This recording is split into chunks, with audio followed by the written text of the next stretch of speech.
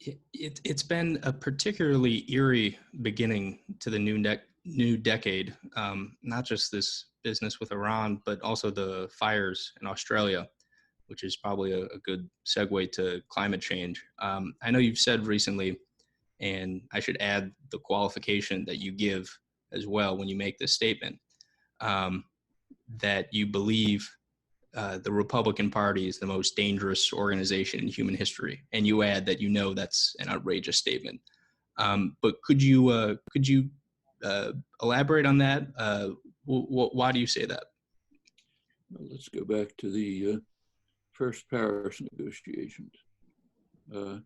The goal of the Paris negotiations was to reach a treaty in which countries would commit themselves to specific reductions in emissions, and it would be verifiable since it's an international treaty. That couldn't be done for one reason. The Republican Party would not agree to allow that to happen. So what happened instead was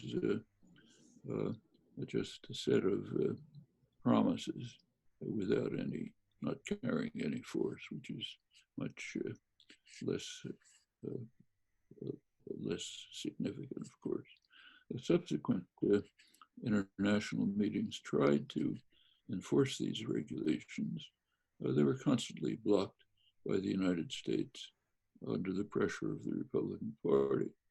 The latest ones in Madrid, the US had a presence, but the sole role of the US presence was to try to prevent anything from happening, whether it's aid to other countries, fixed commitments to emissions, whatever it might be, disrupted. In addition to that, to being the only country, the only major country in the world that is refusing to take any steps to deal with this urgent crisis, the Republican Party is dedicated openly and publicly to trying to maximize the threat, to use the maximum, to have the maximum possible use of fossil fuels, to cut back on even domestic regulations that would,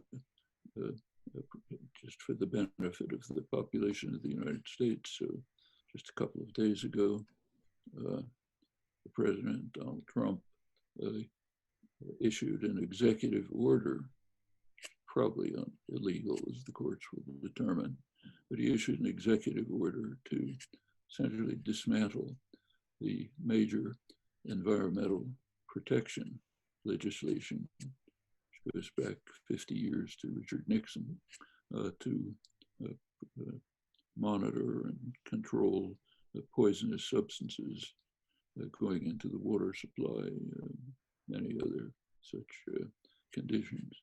The idea is to maximize the coming destruction and to harm the population of the United States as much as possible. Sounds strong. Just take a look at this, at the legislation. And it's very interesting to see the thinking behind it.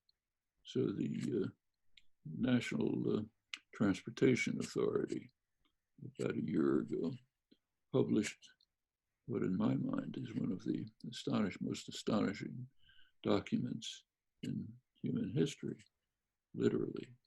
It's an environmental assessment, careful, long environmental assessment, a couple hundred pages, concludes that by the end of the century, temperatures will have risen 4 degrees centigrade.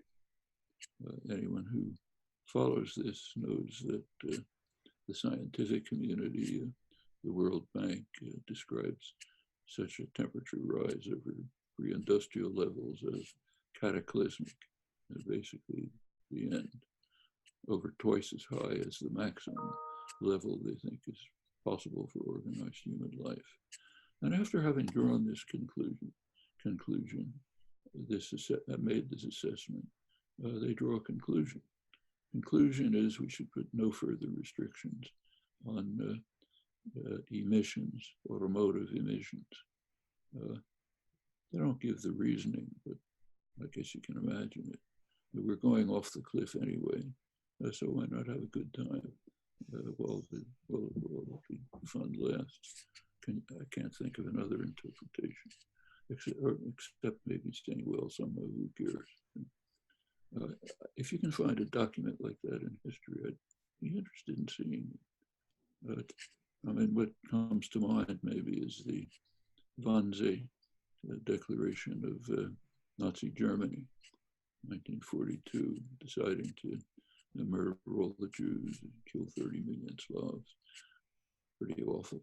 But not saying, let's destroy all of organized human life on Earth, which is what they're saying. I mean, we have to remember that we're coming pretty close to a level of global warming of about 125,000 years ago, when sea levels were about 6 to 9 meters higher than they are today.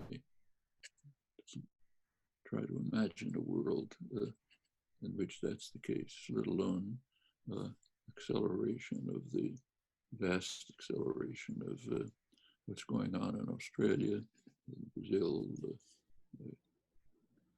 extraordinary with droughts, huge droughts that are causing enormous problems all over the world. India with temperatures reaching 50 degrees centigrade last summer in Rajasthan. Just I think what this means for much of the world. I mean, it's just no words to capture. So it is the most dangerous organization in human history. I think it's a pretty credible statement.